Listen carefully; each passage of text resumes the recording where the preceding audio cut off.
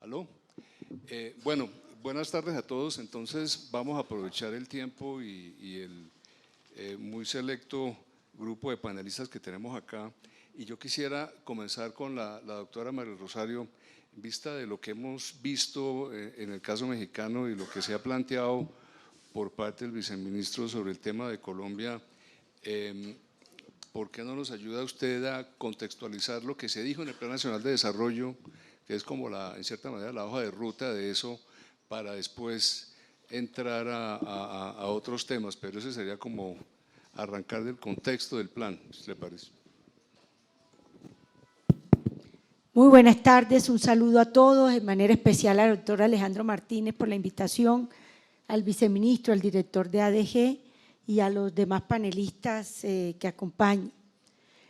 La discusión del Plan Nacional de Desarrollo tuvo 3 puntos fundamentales. El primero, la importancia del GLP en la vida diaria de los hogares colombianos.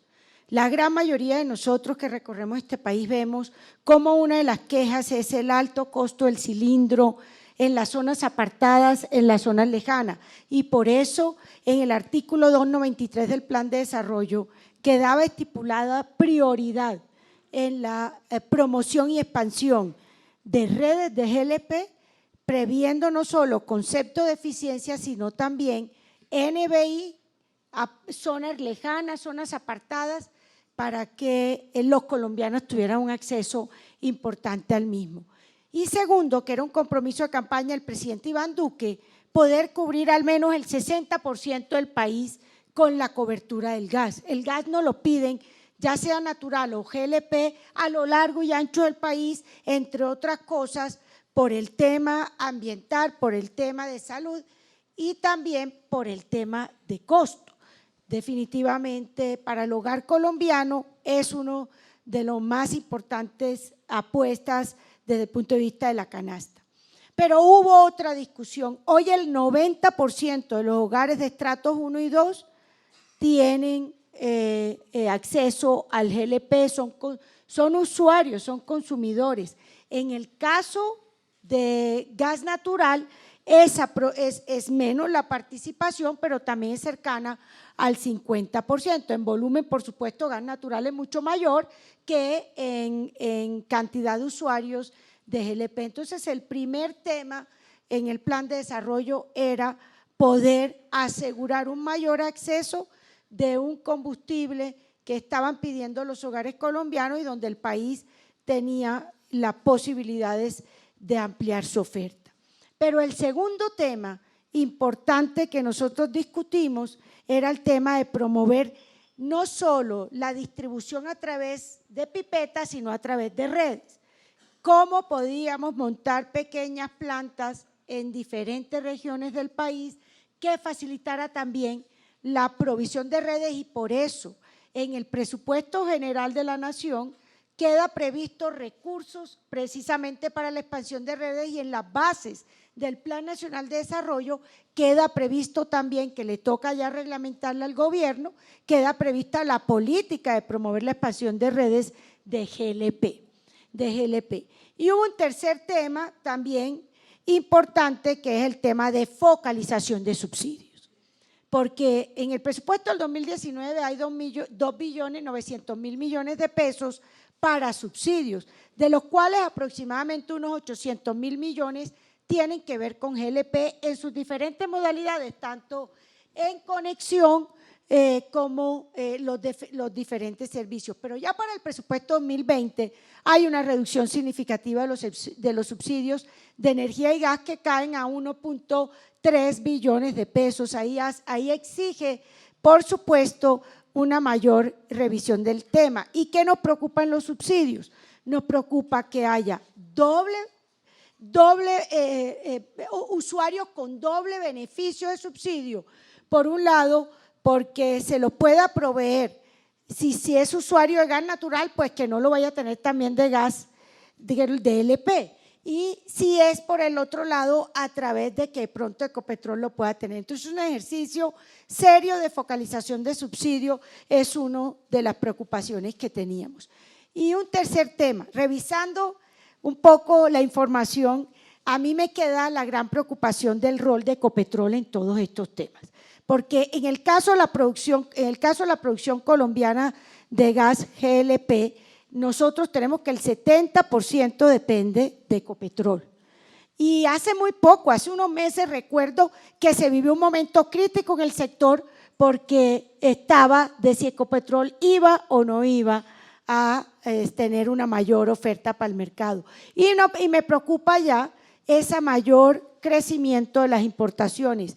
Viendo con lo que dijo México, que también está creciendo las importaciones, esto nos lleva a pensar que si las perspectivas es de decrecimiento de la producción nacional, tal vez el viceministro lo planteaba de seguro hasta el 2021, pero comenzamos a tener una brecha de cerca de 3.4% a partir del 2023, pues nos toca repensar seriamente el rol que debe jugar Ecopetrol en todos estos procesos. Y finalmente hay un tema que es un tema social que tenemos que ver, que es el tema social y ambiental, que es el tema de los cerca de 1.7 millones de hogares que todavía usan leñas y que solo 1.4 millones de hogares en las zonas rurales usan GLP, cuando son cerca de 3.4 millones de hogares. Estamos hablando del 40%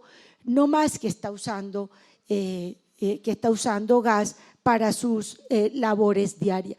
Por eso creo que la apuesta sí debe ser por basificar el acceso a este tipo de servicio y en condiciones donde la CREC, que en la revisión que debe hacer de la fórmula para determinar el precio, tome en consideración que son hogares de baja capacidad de ingreso y por tanto para poder asumir la responsabilidad de pagar el servicio. Entonces, yo diría que esos fueron como los temas que nos movieron fundamentalmente en la discusión, pero en el Congreso hay un muy buen ambiente para nosotros seguir trabajando en el tema del sector gas y en el tema específico de GLP, y hay departamentos como el de Nariño donde ha sido estratégico para poderlo llevar de Tumaco al interior y a otro municipio, que eso también quedó en el plan y quedó en el presupuesto general de la Nación.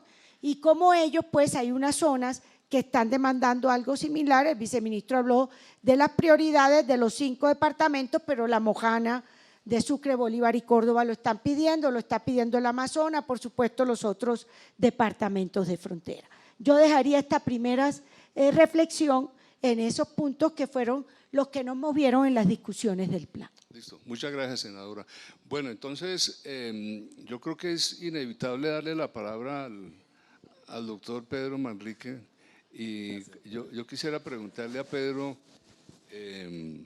lo siguiente. Primero, desde el punto de vista de la oferta, Pedro, digamos que hay 3 temas que en este momento le preocupan al sector. Primero, ¿cómo va el cronograma en cuanto al uso de Cusiana, los proyectos que ustedes tienen en el tema de la codilución? ¿Cómo va Cupiagua? ¿Y cómo va el tema de la sustitución de GLP en Planta Castilla, en Planta de Castilla? Digamos que esa sería una primera parte de la pregunta. Y te hago otra pregunta en el siguiente sentido. Digamos, se necesita dinamizar mucho más el sector del GLP, y antes de preguntarle eso a Óscar, quisiera saber qué cambios le harías en general a la estructura de mercado del GLP en el país, que uno pudiera sugerir, que Ecopetrol como gran productor pudiera sugerir, oiga, movámonos por aquí o por allá. ¿Qué le pudiéramos sugerir al regulador? Y eso se lo preguntamos al regulador ahora. Moque, te cedo la palabra. Gracias, doctor Luis Augusto, y gracias a la doctora María Rosario por esa introducción tan interesante. Y bueno, primero agradecer la invitación a la participación de Ecopetrol en este panel, al doctor Alejandro Martínez. Bueno, yo creo que sí es muy importante aclarar y enfatizar que el rol de Ecopetrol siempre ha sido de apoyar al sector y de tener disponibilidad de producción para todas las necesidades del sector. Yo quiero hacer de pronto historia. Hasta el 2017, hasta de pronto mayo del año 2017, Ecopetrol siempre tuvo la producción disponible para cubrir la demanda de GLP en el país. Y básicamente eso es un punto como de partida en donde comenzaron realmente las importaciones a través de los terceros, que se montó infraestructura en la costa norte para importar, y creo que nosotros como Ecopetrol pues le dimos la bienvenida y nos parece muy importante que haya otros jugadores. ¿Por qué? Porque realmente si nosotros vemos la evolución de los precios internacionales, pues es mucho más económico de pronto importar ese GLP a las alternativas que podemos tener aquí internamente para ese uso, y es realmente lo que nosotros hacemos cada día para poder contribuir con esta producción para el país, es tratar de balancear esas necesidades de Ecopetrol y la producción que tenemos. Ahora, nosotros desde hace muchos años sancionamos el proyecto de Cupiagua, que era la pregunta de Luis Augusto, y voy a hablar un poquito de Cupiagua. Cupiagua, estos son proyectos que son de gran envergadura, que requieren mucha inversión, y fue una decisión realmente de Ecopetrol de poder contribuir con mayores volúmenes disponibles, no solamente pues para el uso interno nuestro, que es muy importante, y es como temas de codilución, que es tal vez el proyecto más importante y que puede traer unos beneficios muy grandes para el país, porque eso significa dejar de importar diluyente muy costoso para la exportación y el transporte de crudos pesados nuestros. Entonces, al final del día, nosotros tenemos que hacer ese balance, y nosotros seguimos comprometidos. A partir del 2017, esas importaciones fueron más o menos del 10%, y lo que nosotros estamos precisamente previendo y que incluimos dentro de las declaraciones nuestras 5 años, es que las importaciones en el país van a fluctuar entre ese 10 y 15%, que Ecopetrol va a seguir muy sólido proveyendo por lo menos el 75% de las necesidades del país, y existe pues los privados que tienen una participación entre el 10–12% y el resto que sea importaciones. Ese es el balance nuestro y esa es la visión nuestra del área de producción. Ahora, hay proyectos grandes que no nos han permitido a nosotros liberar un poco de esta capacidad, como es el proyecto de generación con GLP de Castilla. Y es que ahí tenemos un problema, un cuello de botella grande, precisamente por temas del licenciamiento ambiental. Una línea que estamos construyendo con la empresa Energía de Bogotá, que va a unir precisamente los centros de producción de energía eléctrica al departamento del Meta, y eso nos va a liberar unos volúmenes importantes. Desafortunadamente, el trabajo aquí de licenciamiento y trabajo de permisos y consultas con las comunidades toma mucho tiempo, y esto se ha dilatado por varios años, pero seguimos trabajando y hemos tenido también mucho apoyo del gobierno nacional en agilizar esto. Entonces, esta es otra área que para nosotros es muy importante, y obviamente el costo para nosotros más económico de energía es la que nosotros autogeneramos, pero con otros combustibles. Entonces, sí pensamos que aquí hay una buena oportunidad. En el tema de codilución, quiero contarles que este es un tema que también ha tenido algunos retrasos, y vemos unos retrasos de más o menos 6 meses. Entonces, para el 2020 el balance nos puede cambiar un poquito en una forma muy favorable para el sector, porque vamos a tener volúmenes adicionales precisamente debido a las demoras en licenciamiento del tema de codilución. Entonces, pero codilución, de nuevo, yo creo que si nosotros miramos integralmente todos estos proyectos, es tal vez una decisión económica que tiene que tomar el país, y más dadas las condiciones del mercado internacional, donde los precios en los 2 últimos años se han reducido al 50%. Entonces, hoy en día importamos los volúmenes que queramos del Golfo de los Estados Unidos a más o menos $20 por barril, y hace 2 años estábamos importando a 40. Entonces, realmente es una coyuntura que nos favorece, y que tenemos que pues pensarla y evaluarla como país. Con respecto a la última pregunta de Luis Augusto, ¿cómo vemos nosotros el sector siendo los productores más grandes? Es que definitivamente es un mercado pequeño. Escuchando las cifras de México que nos exponía Luis, pues eso sí es un mercado gigantesco, y ellos también tienen una característica, es que están sobreregulados. Yo creo que para un mercado tan pequeño como el nuestro definitivamente hay demasiada regulación, sobre todo que es una regulación muy específica para Ecopetrol, y es una regulación que nos perjudica porque en algunos casos nosotros perdemos plata precisamente por lo que tenemos una regulación que nos pone un tope en el precio de lo que nosotros podemos vender este GLP, y eso nos ha impedido precisamente poder tomar otras decisiones y liberar más GLP para el mercado. Entonces yo sí llamaría la atención de que tenemos que revisar entre todos esa regulación.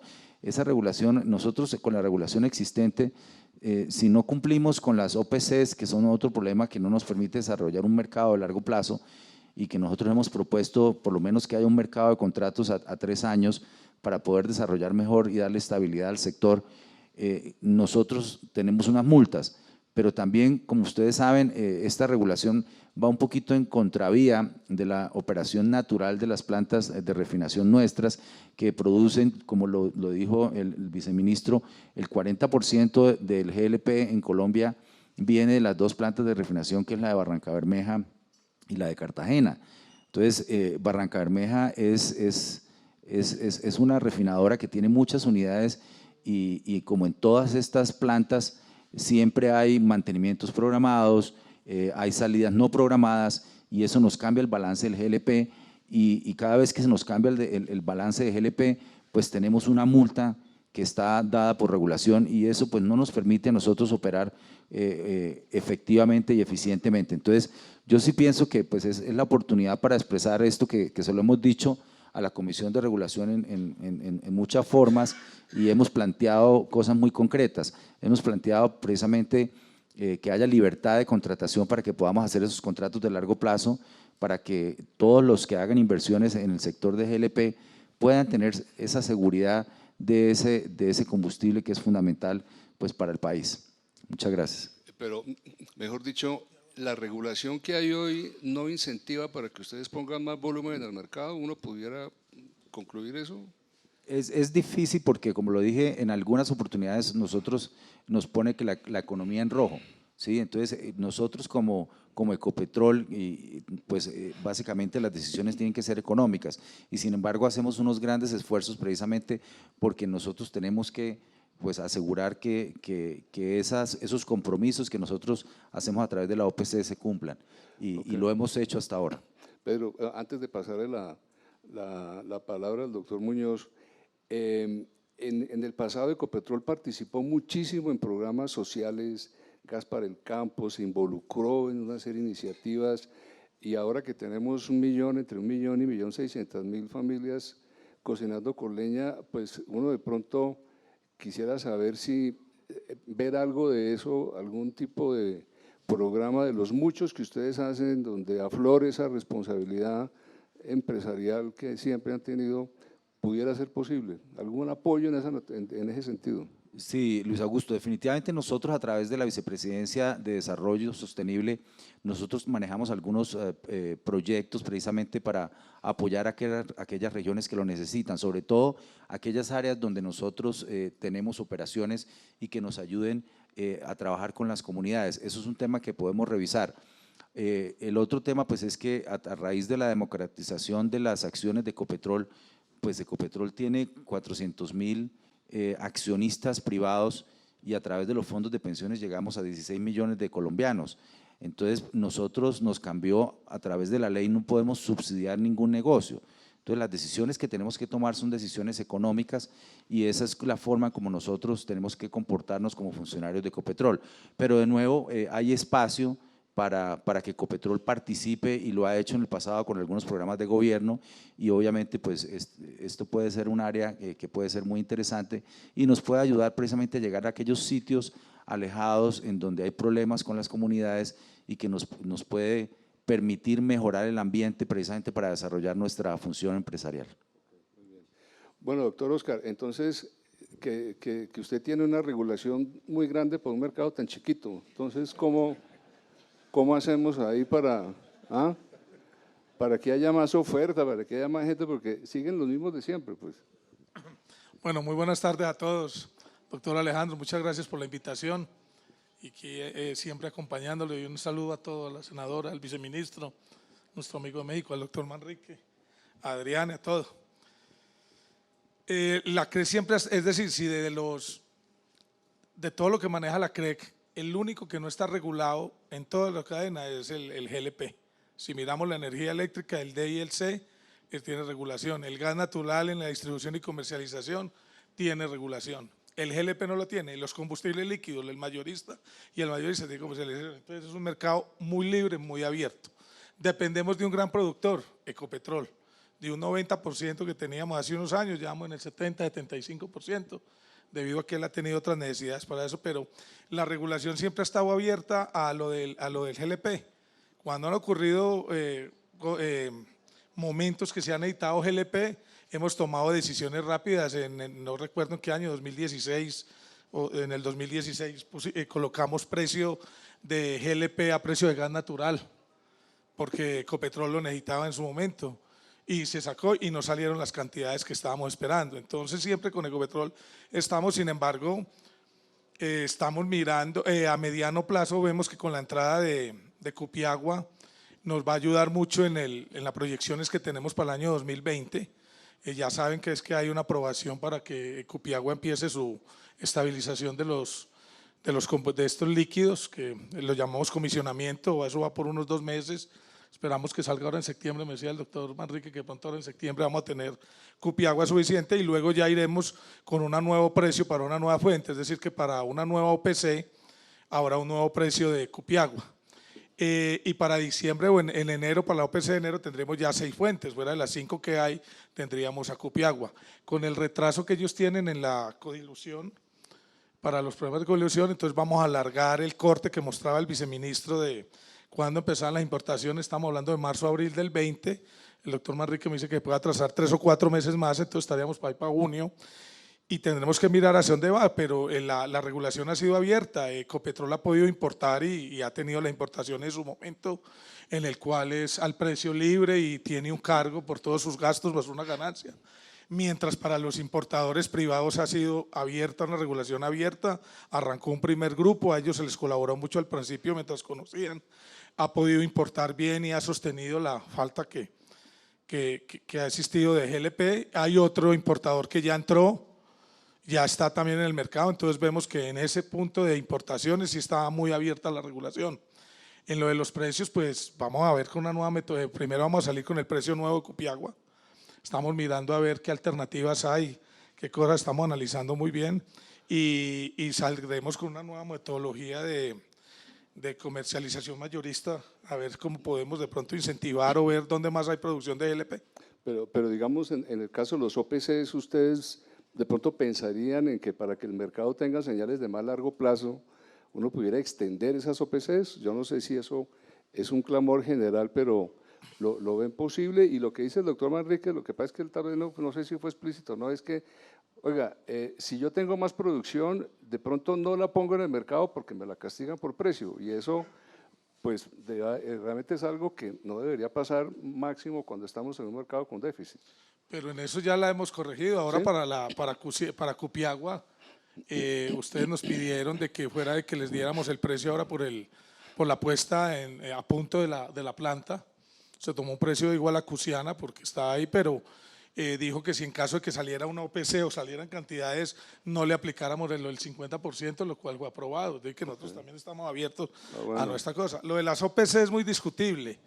Así como unos agentes lo piden, otros no. Nosotros arrancamos con OPC de 6 meses, de 3 meses, hemos tenido OPC de 1 año, creo que en el 2014 o algo así, y hubo que sacar OPCs adicionales durante ese año, unas 2 o 3 más. Entonces, ¿cuál es la fórmula para saber las OPC? Y son los mismos agentes los que lo piden. Sin embargo, se está mirando estamos mirando a ver si con unas nuevas metodologías o algo podemos pensar en OPCs más largas o contratos de suministro mucho más largo y que tiene confiabilidad, a ver cómo se nos comporta Ecopetrol. Bueno, miren, lo que se ha hablado acá es que de todas maneras este es un mercado, bueno, el año entrante con estas demoras pues va a haber oferta y tal, pero si no salen nuevas fuentes pues vamos a tener que hacer importaciones como las que estamos haciendo ahora. Entonces, me gustaría que Adrián nos contara cómo están viendo ustedes el panorama general de precios de GLP, digamos, a mediano y largo plazo. El tema del fracking en Estados Unidos, eso es sostenible en esos volúmenes y por consiguiente vamos a seguir teniendo esos volúmenes, que es lo que ha llevado el precio del GLP a los niveles que vemos hoy en día. ¿Cuál es la visión tuya sobre eso? Gracias, gracias Alejandro por la invitación y un placer estar con el viceministro, la senadora y los panelistas. Pues básicamente es importante que este es un mercado global. Colombia está al igual que Perú, en un momento en transición donde de repente lo que pasa afuera ya importa más y antes no. El mercado se tiene que acostumbrar a tener un precio de referencia independientemente del precio local, porque estamos hablando de que es un producto que se comercia globalmente. Y estoy de acuerdo con lo que tú bien dices, que Cupiagua obviamente ayuda en el corto plazo, pero a largo plazo nuestra expectativa en IHS Markit es de que Colombia va a ser neto importador de gas LP y sobre todo si se amplían los usos. Estamos hablando de que va a tener alrededor de 300,000 toneladas para el 2025, independiente de cómo se mueve Cupiagua, pero esos volúmenes estamos hablando, y a largo plazo aún más. Entonces, ¿qué pasa? Ya tienes que pensar tú como importador. El primer paso es entender Mont Belvieu. Y la pregunta es, ¿cuál es la perspectiva de Mont Belvieu? Bueno, en realidad, sí, ahorita se ha escuchado mucho del fracking, sobre todo muchas compañías que están operando en rojo porque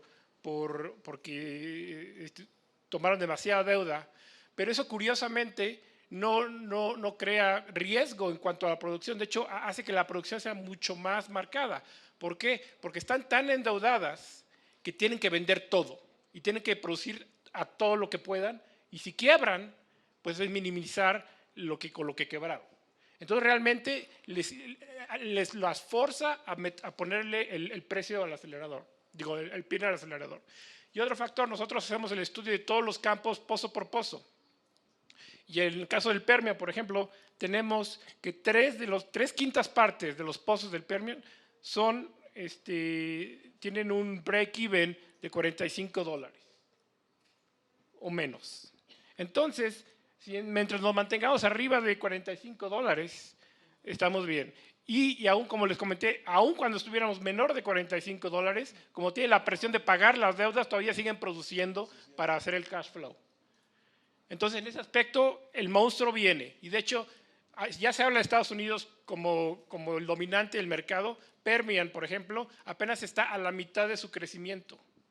Ya revolucionó el mundo y apenas todavía no ha terminado de crecer. Y tenemos otros campos como Marcellus, que apenas están empezando, que para el momento que Permian empiece a bajar, ellos van a tener una mayor producción. Bien comentó Luis, está el factor Canadá, que a Colombia me da curiosidad, es algo que se debería considerar, sobre todo con las 2 terminales que están saliendo, y tal vez revisitar el proyecto de Buenaventura, de Puerto Sol, por el acceso a ese propano tan barato canadiense.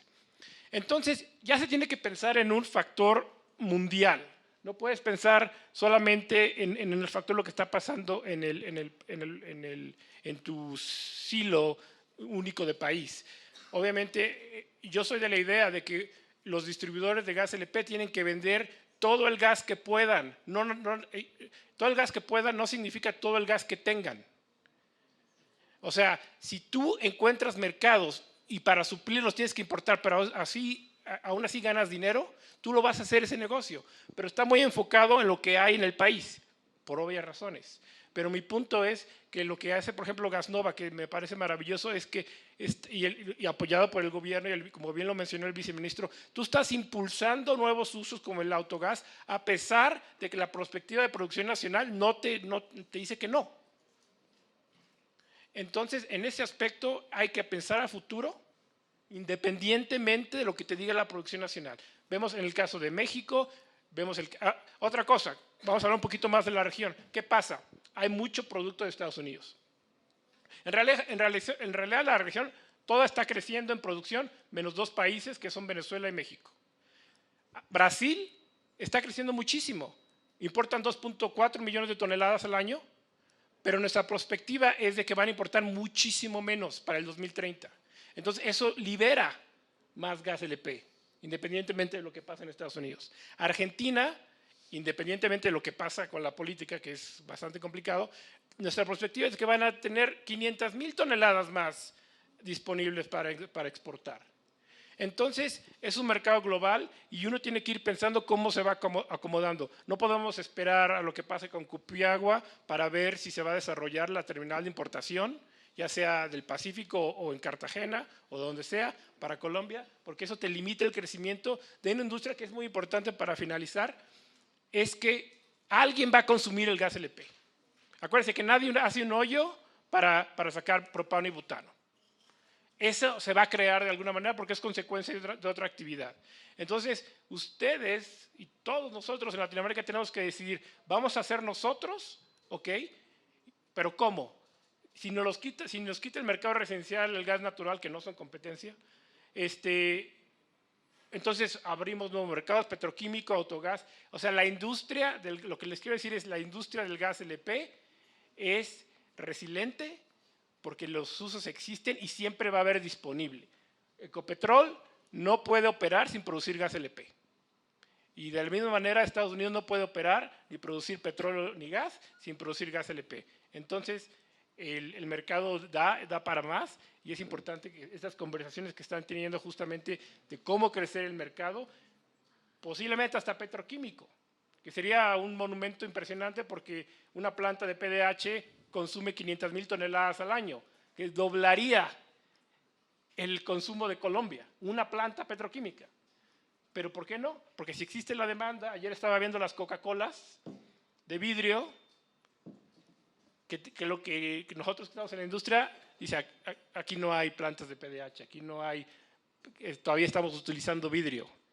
Que obviamente, pero sobre todo los plásticos avanzados para las turbinas eléctricas, para los automóviles eléctricos, que los hacen ligeros para que las baterías puedan ser efectivos. Toda esa es industria petroquímica que en Latinoamérica se puede distribuir y entra dependiendo de que esté disponible este gas. O sea, tú estás viendo estabilidad de precios, digamos, suficiencia de oferta, estabilidad de precios. Suficiencia de oferta, el precio en realidad nosotros lo tenemos, es un crecimiento de propano, butano, ahorita está como en $300 por la tonelada y lo vemos para el 2050. Obviamente sube y baja en cuanto a la estacionalidad, pero vemos un crecimiento tenue hasta el 2050 y lo hacemos al 2050 porque hablamos con la gente de petroquímica. Ellos necesitan una proyección mucho más grande para invertir miles de millones de dólares. Pero nosotros vemos una perspectiva de los precios de crecimiento tenue a llegar a los $1,000 para el 2050. Entonces, más o menos ustedes se pueden imaginar. Okay. Esto es constante, obviamente, pero un producto disponible y a precio accesible. Okay. Y un punto más ahorita que es importante que lo quiero mencionar. El gas LP, en cuanto a precios, siendo más específico, está a punto de vivir una época de oro. Los siguientes 4 años van a ser una época de oro para el gas LP, sobre todo en todas las conversaciones con la competencia contra el diésel. Por la regulación del MARPOL, los precios del diésel van a subir. Entonces, todas esas conversaciones que a lo mejor luego el gas LP no tenía, que le ganaba el gas LP al diésel en todo, menos en el precio. Le ganaba que es más limpio, menos contaminante, menor ruido, más fácil de usar, más disponible, etcétera, etcétera, pero en el precio pues, se iban por el diésel. Si ahora, si los siguientes 4 años, de repente la gente que utiliza diésel o está viendo un nuevo proyecto, se tiene que sentar y dice, oigan, pues por primera vez voy a considerar todas mis opciones. El gas LP tiene todas las de ganar. Entonces, en ese aspecto es una buena oportunidad. Sí, eso es por la reducción del azufre en los combustibles marinos, ¿no? Correcto. Ok. Bueno, ¿por qué no hablamos del autogás? Luis y el viceministro pusieron la vara alta sobre el tema. Viceministro, ¿cómo es, digamos, la articulación de política entre incentivos, por ejemplo, para el gas natural vehicular, incentivos para, digamos, el autogás? Usted dentro de la visión que tienen, ¿cómo lo piensan hacer? ¿Van a poner a todo el mundo a competir, todos con incentivos simétricos o cómo es la idea? Bueno, hay que decir primero que desde el punto de vista de mercado, digamos, el tema del autogás o el GLP vehicular tiene una ventaja porque es mucho más fácil combinar en las estaciones de servicio la oferta de GLP vehicular con combustibles fósiles, lo cual no es cierto en el tema de GNB. Entonces ahí, desde el punto de vista del suministro en las estaciones de servicio, hay una ventaja comparativa. En el tema de incentivos adicionales tenemos que mirar si ahí se incluyen también incentivos para la reconversión de vehículos como existe para la reconversión de gas natural. Ese es un punto importante de política pública que tenemos que definir y que estamos mirando. Pero en general, digamos, las cifras que tenemos en este momento sin los incentivos, vemos que para el consumidor final sí representa un ahorro importante con respecto a gasolina.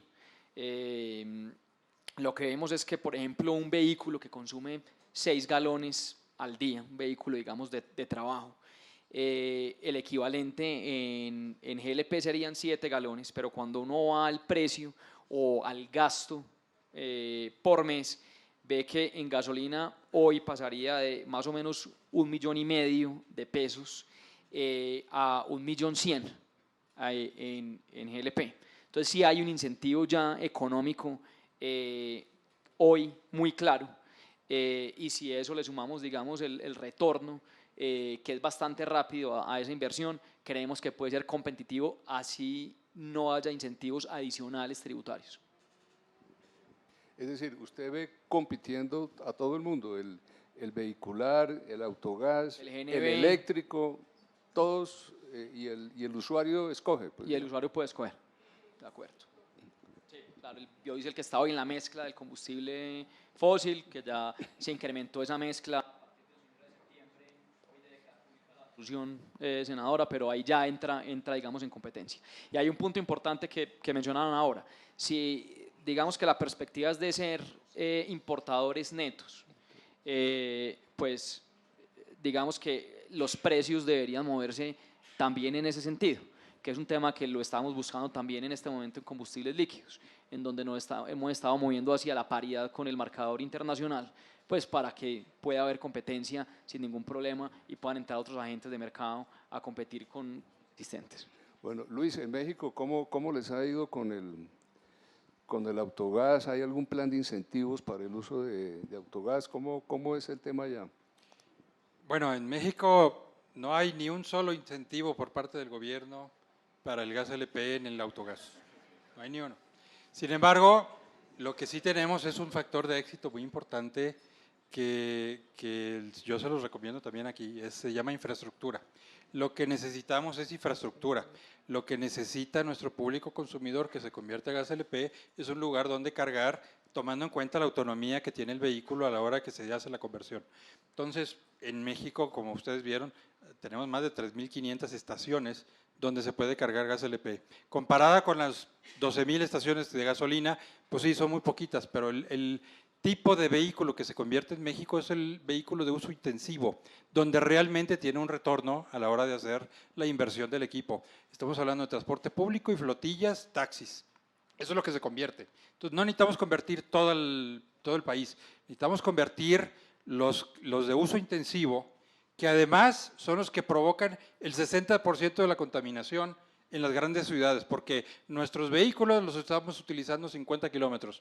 Esos vehículos de uso intensivo llegan a circular 300 kilómetros al día y por lo tanto producen en el tráfico mucho más contaminación que nuestros vehículos. Lo que se requiere es convertir ese tipo de vehículos, los vehículos de uso intensivo, y necesitan un lugar donde cargar sin necesidad de que se gaste medio tanque para poder llegar.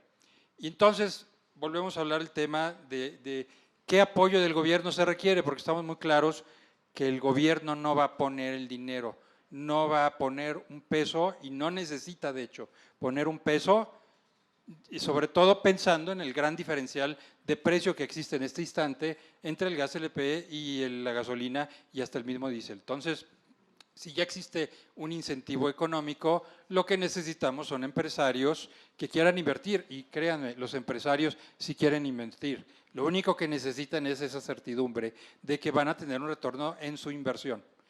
Y necesitan poner estaciones de servicio, y necesitan poner muchas estaciones de servicio. Las estaciones de servicio son mucho más económicas que las de gas natural comprimido y no necesitas estar arriba del ducto para poder ponerla. Y si en dado caso la estación de gas natural comprimido no es hija, o sea que no está así encima del ducto, requiere de una infraestructura muy cara de almacenamiento. No la necesita el gas LP. El gas LP es muy fácil. Necesitamos entonces facilitar el que los empresarios pongan este tipo de estaciones y el facilitar que las empresas y el transporte público se convierta de gas LP para que entonces haya ese boom, esa necesidad de cambiar. Y aquí, en el caso de México, esas 3,000 estaciones que les digo son exclusivas de gas LP. Pero si ustedes se van a Perú, se van a Chile, incluso se van a España, se van a Alemania, ustedes ven en una sola gasolinera un solo dispenser donde vienen todos los combustibles, todos. Te haces la misma fila, no importa qué combustible tengas. Y por lo tanto todos están compitiendo en las mismas condiciones y eso es lo que necesitamos en el gas LP, que nos den las mismas condiciones que los demás combustibles. Si hay subsidio, pues que todo sea parejo. Si no hay subsidio, pues entonces que todo sea parejo. ¿Cuál es en su experiencia el diferencial entre precio de GLP y precio, digamos, de gasolina para que realmente el tema del autogás pegue? Bueno, déjenme les digo que en México ahorita está en el 60%. El precio de gasolina con el gas LP es un 60% más económico. Estamos en una mejor etapa, pero aquí yo estaba haciendo números precisamente en pesos colombianos y en galones, estamos muy cerca del 40%. Eso quiere decir que es tal vez el retorno de inversión sea un poquito más lejos, pero sigue siendo muy atractivo para Colombia. Bueno, y es tranquilizador que con los precios más o menos estables que uno ve, eso realmente se mantenga ahí, ¿no? Bueno, Oscar, ¿me iba a decir algo o no? No. Ok. Bueno, bueno, senadora, usted me dijo que se iba a ir, pero parece que se amañó y se quedó. Entonces, yo no sé si usted quiere hacernos como de lo que ha oído y de lo que pensamos hacia adelante. ¿Qué opina? ¿Cómo la ven? Sí, porque tenemos plenaria citada a las 3. Yo quisiera hacer como unas últimas 3 reflexiones. La primera, nosotros acabamos de sacar y la sancionó el presidente Duque una ley para los vehículos eléctricos. Nosotros podemos perfectamente, y lo veníamos hablando tanto con el doctor Martínez como también con Gas Natural, de mirar la posibilidad de que tuviésemos un marco legislativo para este sector del gas. Yo creo que es totalmente viable. En el Congreso ha habido 2 intentos que no han avanzado por falta de trámite, no por oposición del Congreso. Entonces yo creo que es un momento también de mirar en materia legislativa cómo se puede definir un marco que contribuya al sector. Pero yo lo que veo es que lo que más requiere es tema regulatorio, y aquí se dijo, está en un mercado libre, es un tema más regulatorio, es un papel que le corresponde también mucho más a Ecopetrol en el tema de producción. Y el tercer tema que me llama la atención, si vamos a ser tan dependientes de las importaciones, es, sí, son decisiones privadas, pero es hasta donde, dependiendo de importaciones, podemos sostener a futuro unos usos en productos como por ejemplo el vehicular. ¿Hasta dónde? Dependiendo de importaciones. Siempre tomando de presente que aquí hay un compromiso social, y es que los hogares colombianos requieren de esas conexiones. Yo sé que en economía el efecto sustitución es clave, pero también tenemos una responsabilidad social de que llegue un combustible limpio, que les llegue con un precio que sea, que puedan pagar los hogares colombianos y que llegue a las zonas más alejadas.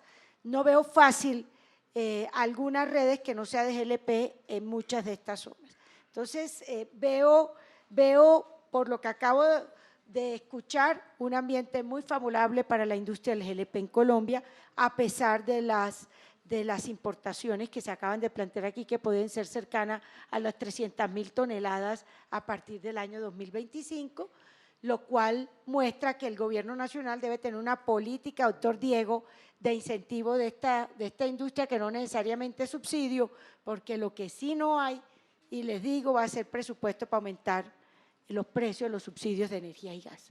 Esa es la realidad presupuestal, o sea que nos toca trabajar con condiciones de mercado y solo focalizar el subsidio para aquellos grupos poblacionales que más lo requieran. Mil gracias por la invitación y nosotros apostamos a que este es uno de los sectores que va a ser estratégico a futuro dentro de esa matriz de diversificación energética que el presidente Iván Duque planteó desde el Gobierno Nacional y que estamos seguros la van a lograr de la mano de la ministra, viceministro de Minas y Energía. Muy bien. Bueno, muchas gracias, senadora, panelistas, muy amables por estar acá. Y bueno.